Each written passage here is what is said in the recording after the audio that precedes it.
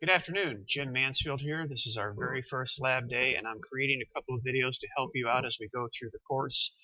And I'm going to make two videos. The first one is an introduction to RS Links Classic, and when we program and operate programmable logic controllers, we need to have a communications program that will set up and establish communications between your PC, your personal computer, and the programmable logic controller that's doing the automation control.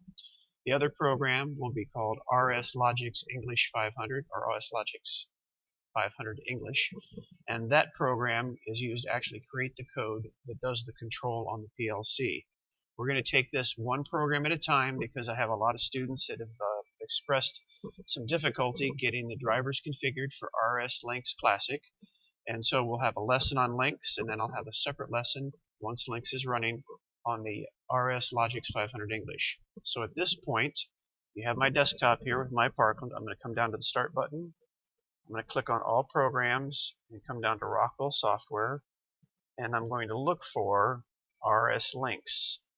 As the name implies, Links, it links the PC to the PLC, and I'm going to select RS Links Classic, and the program will wake up.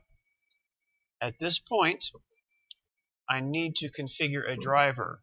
A driver is a program that talks between the Windows operating system and the PLC, and it's a communications driver. And so up on the menu bar here, I'm going to select Communications, Configure Drivers, and I have an Ethernet driver running, but that card that we're working with, the PLC CPU card, does not have an Ethernet connection. It has a serial port connection.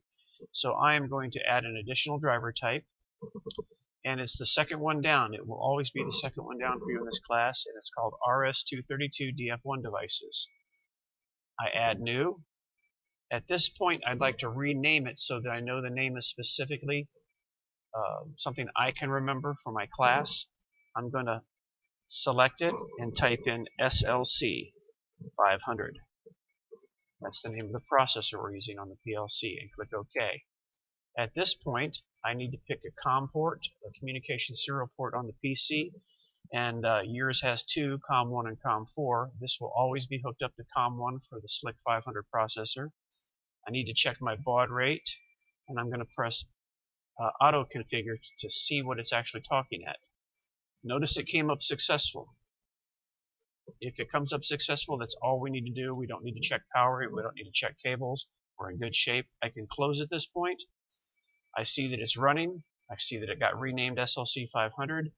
I close this window out, and I can now minimize my RS Links Classics, which will be running in the background. This again is the program that communicates between the PC and the PLC, and I need this running to program with RS Logix 500 English. So this ends lesson 1, and lesson 2 is next.